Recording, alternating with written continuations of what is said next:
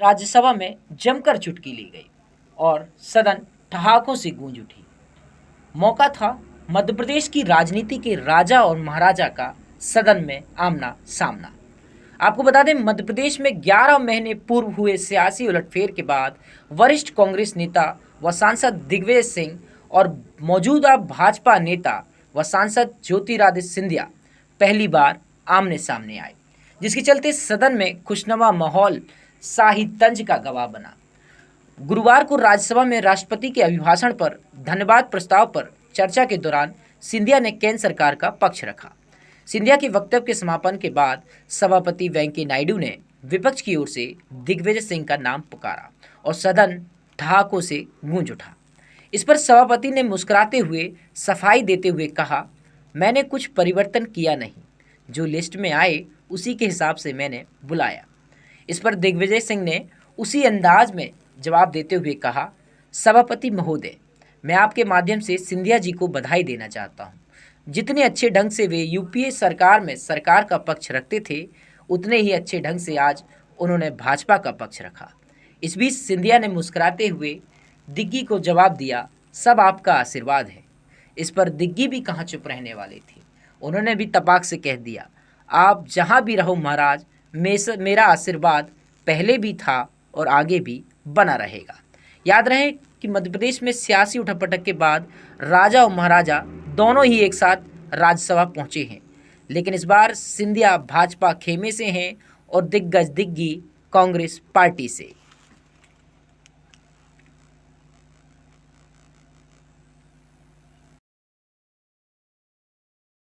श्री दिग्विजय सिंह जी।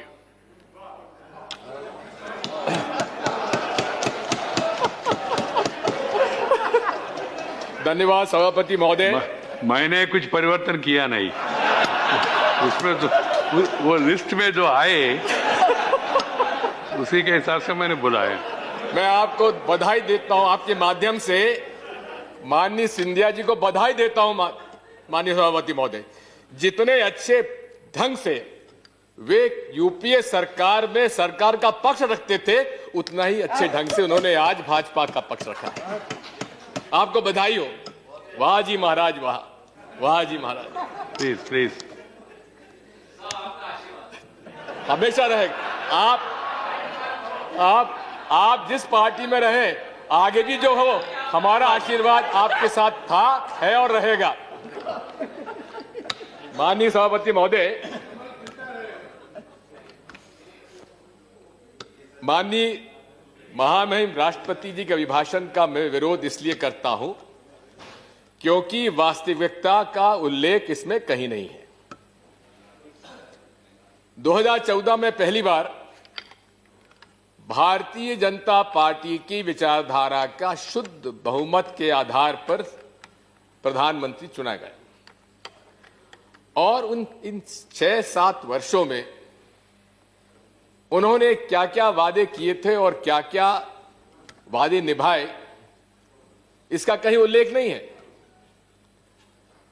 विदेशों से काला धन आएगा, सुप्रीम कोर्ट के निर्देशन में एसआईटी बनेगी, इसका कहीं उल्लेख नहीं है। 2 करोड़ रोजगार मिलेंगे, उसका कहीं उल्लेख नहीं है। बेहतर अर्थव्यवस्था होगी, उसका कहीं उल्लेख तो है लेकिन गलत आंकड़े दिए गए।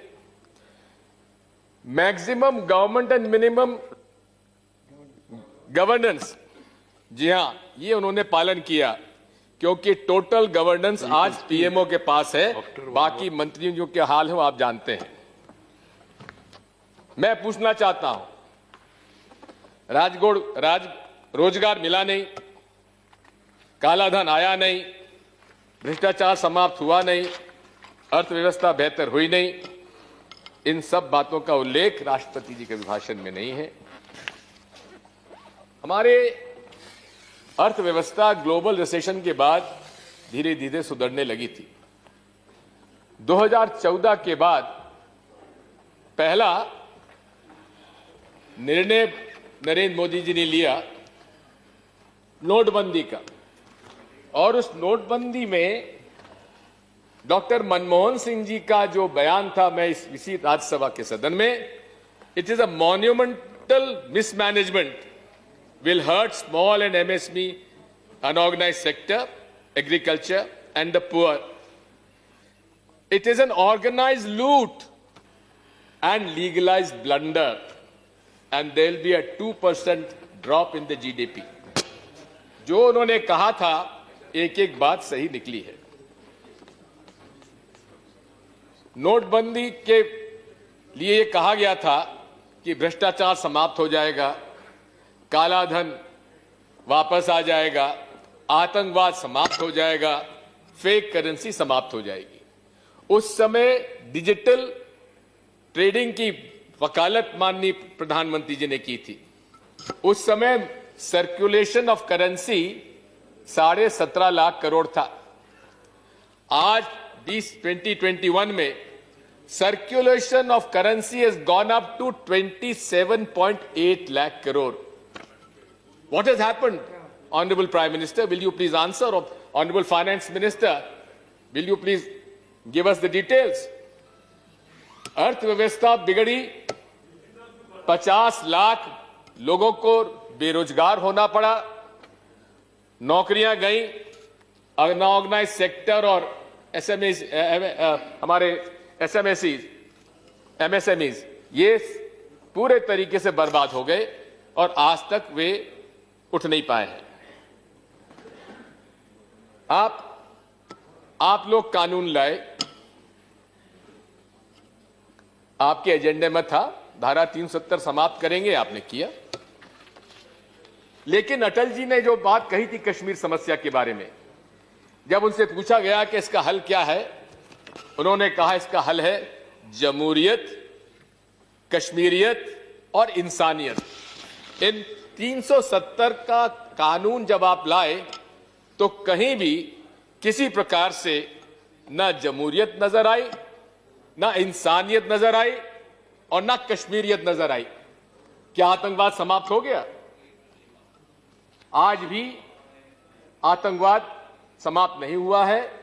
और यदि आप आंकड़े देखेंगे तो पूरे तरीके से पिछले वर्षों की अपेक्षा कहीं ज्यादा लोग आतंकवाद की गतिविधियों में आहत हुए हैं, हमारे सिक्योरिटी पर्सनल आहत हुए हैं। और जो कश्मीर घाटी के लीडर्स जिन्होंने भारतीय संविधान के अंतर्गत हमेशा चुनाव लड़े, सरकारें बनाई, आपने उन सब लोगों को जेल में बंद कर दिया। क्या यही जमहूरियत है? यही इंसानियत है? और यही कश्मीरियत है? आप सीए एनआरसी लाए, ठीक है, आपके पास बहुमत है, आप लाए। लेकिन नरेंद्र मोदी जी ने 2014 में कहा था सबका साथ सबका विकास। 2019 में उन्होंने जोड़ दिया सबका विश्वास। मैं पूछना चाहता हूं, क्या इस देश के लोगों का विश्वास सीएए और एनआरसी लागू करने के लिए उनके विश्वास उन्होंने लिया? क्या उन वर्गों का उन्होंने विश्वास लिया जो कई दिनों तक ठंड में आंदोलन करते रहे? आज यदि आप देखेंगे तो पूरे तरीके से ये धीरे धीरे ये सरकार विश्वास खोती जा रही है। मैं अनुरोध करना चाहता हूं, बहुत कुछ बातें हमारे सिंधिया जी ने और हमारे मित्रों ने यहां कही है कोरोना वायरस के बारे में।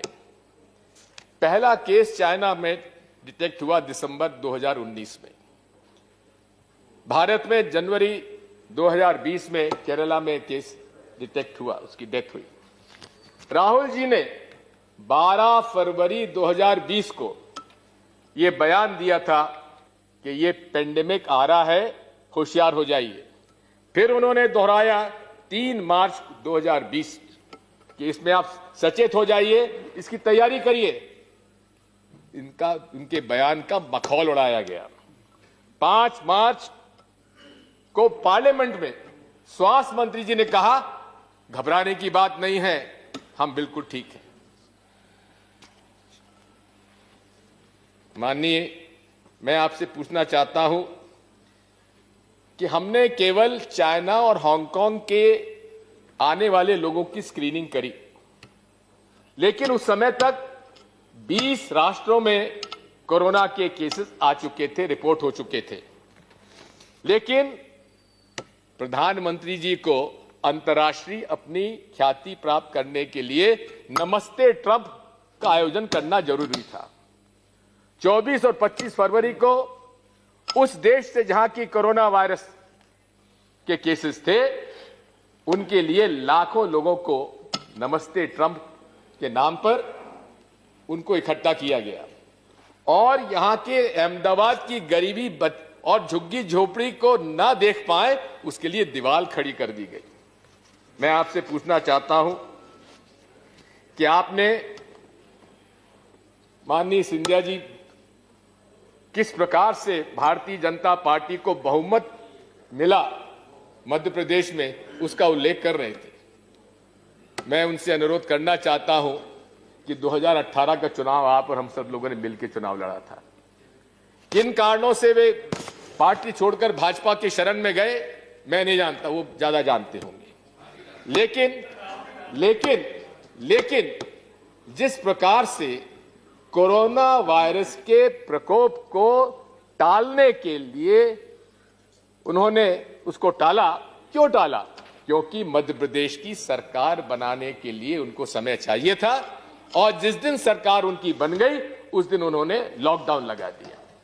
लॉकडाउन लगाने के पहले जनता कर्फ्यू, थाली पीटिए, दिया जलाइए, घंटी बजाइए, कोरोना वायरस 21 दिन में चला जाएगा, महाभारत 18 दिन में जीते थे।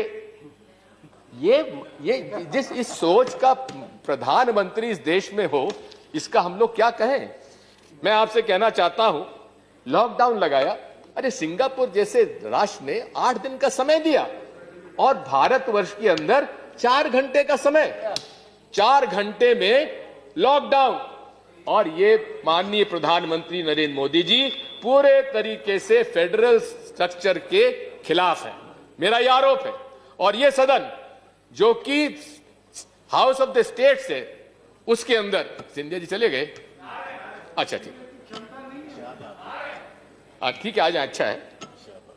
मैं कहना चाहता हूं कि आपने बिना मुख्यमंत्रियों से चर्चा करे, बिना राज्यों से चर्चा करे, 130 करोड़ की जनता के देश में 4 घंटे का समय आपने दिया लॉकडाउन लगाने का, आपने सूचित भी नहीं किया। और उसका क्या कार्य, उसका क्या हश्र हुआ? माइग्रेंट लेबर पूरे देश में परेशान हो गया। उसको उम्मीद थी कि प्रधानमंत्री जी ने कहा है 21 दिन में समाप्त हो जाएगा, 21 दिन बिता लेंगे। लेकिन जब उसको लगा कि अब हालात बिगड़ते जा रहे हैं, उसके पास ना पैसा था, ना खाने का, ना पीने का, रहने का, ना किराए का, ना रेल, ना सड़क की कोई बसें, क्या करता? लाखों लोग पैदल निकल पड़े और निकल पड़े, सैकड़ों लोग की मौत हो गई। गर्भवती महिलाओं को बच्चा पैदा हो गया और कुछ तो पैदल चले, एक महिला तो साइकिल पर बैठाकर अपने पिता को झारखंड तक ले गई। ये यदि लॉकडाउन का समय आप 8 दिन का दे देते, 7 दिन का दे देते, तो शायद ये मुसीबत नहीं आती। आपने थाली बजाने के बजाय, घंटी बजाने के बजाय कह देते कि हम फला तारीख से लॉकडाउन करने जा रहे हैं, आप सब अपने घर चले जाइए। स्टूडेंट्स फंस गए, यात्री फंस गए, टूरिस्ट फंस गए, और जो हालात हुए आप देख रहे हैं। मैं आपसे पूछना चाहता हूं कि रिहैबिलिटेशन पैकेज आपने 20 लाख करोड़ का दिया, अन्य विकसित देशों ने ग्रांट के रूप में दिया, आपने लोन के रूप में दिया। अप्रोच गलत था। वित्त मंत्री महोदय जी, मेरा आपसे कहना था, यदि डिमांड स्टिमुलस का आपका पैकेज होता तो हालात सुधरते, लोगों को उनके हाथ में पैसे की आवश्यकता थी, लोन की आवश्यकता नहीं थी। उनको आज आवश्यकता इस बात की थी कि किस प्रकार से हम लोग उनके हाथ में पैसा दें। और इसीलिए राहुल गांधी जी ने और कांग्रेस पार्टी ने कहा था कि आप न्याय योजना के अंतर्गत, जिस तरह हमने प्रस्तावित किया था, उस न्याय योजना के अंतर्गत आप गरीब और मजदूरों के और बेरोजगारों के हाथ में पैसा दे दीजिए, हम अपना परिवार चला लेंगे, वो आपने नहीं दिया, जिसकी वजह से काफी दिक्कत परेशानी आई। माननीय सभापति महोदय, आपदा में अवसर मोदी जी खूब अच्छा जानते हैं और भारतीय जनता पार्टी भी आपदा में अवसर निकालने में माहिर है। बड़े पैमाने पर भ्रष्टाचार हुए, पीपीई किट्स खरीदने में, वेंटिलेटर्स खरीदने में। जब प्रधानमंत्री पीएम हमारी रिलीफ फंड पहले से था तो अलग से पीएम केयर्स फंड बनाने की आवश्यकता क्या थी? और उसमें भी ना वो आरटीआई से को हम जवाब ले सकते हैं और ना उसके बारे में कुछ हम हिसाब मांग सकते हैं। और उसमें भी भ्रष्टाचार हुआ। जो वेंटिलेटर की कीमत तय की गई उसका भी कोई स्पष्टीकरण नहीं है। साथ मैं माननीय सभापति आपसे निवेदन करना चाहता हूं कि पूरे तरीके से मिसमैनेजमेंट रहा है कोविड सिचुएशन को डील करने में। आपने वैक्सीन का आप काफी श्रेय ले रहे हैं, हमें उसमें आपत्ति नहीं है, जिसको वैक्सीन लगवाना हो लगाए, लेकिन 35,000 करोड़ का प्रावधान आपने वैक्सीन के लिए रखा है, कितने लोगों को लगा पाएंगे आप? साथ में मैं आपसे कहना चाहता हूं कि उसका जो क्लियरेंस मिला है only restricted to emergency use, अब इसको कैसे डिफाइन करेंगे स्वास्थ्य मंत्री जी बताएंगे। मैं आपसे अनुरोध करना चाहता हूं कि पिछला सत्र राज्यसभा के इतिहास, संसदीय इतिहास में काला सत्र माना जाना चाहिए। आपने किसान और मजदूर और सहकारिता आंदोलन के खिलाफ आप जो ऑर्डिनेंस लाए उसका मैं उल्लेख करना चाहता हूं। प्रधानमंत्री जी पहली बार प्रधानमंत्री बने, सबसे पहला ऑर्डिनेंस कौन सा लाए? लैंड एक्विजिशन एक्ट को समाप्त किया जाए। ये तो भला करे उस समय के लोगों को, जो समझदार लोग थे उस समय। आज तो केवल प्रशंसक लोग रह गए हैं जिन्होंने कि उनको बाध्य किया कि आप ऑर्डिनेंस समाप्त, उसको लैप्स होने दीजिए। ये 3 एग्रीकल्चर कानून लाए जो कि किसान विरोधी हैं। अभी सिंधिया जी कह रहे थे, हमारे तत्कालीन कृषि मंत्री जी के हवाले से कह रहे थे, आप उनका स्टेटमेंट देख लीजिए, उसका जवाब और प्रफुल्ल पटेल जी बोलेंगे उसका आपको पता पड़ जाएगा। लेकिन इसके साथ साथ मैं आपसे निवेदन करना चाहता हूं कि उसके गुण दोषों पर मैं नहीं जा रहा हूं, क्योंकि उसके ऊपर चर्चा नहीं हो रही है। अगर चर्चा होती तो उसके क्या क्या, कौन कौन से एक्ट में कहां क्या कमी मैं आपको बताता। लेकिन आपने कांग्रेस मैनिफेस्टो की बात की है। कांग्रेस मैनिफेस्टो में टेक 5 मिनट्स मोर सर, उसमें मैनिफेस्टो में था, लेकिन मैनिफेस्टो में यह कहा था कि इस पर आम सहमति नहीं होगी। हमने मांग की थी कि आप ऑर्डिनेंस हम जो है उसको वापस करिए और सेलेक्ट कमेटी बनाइए। यहां पर अमेंडमेंट आए थे, सदस्यों ने दिए थे।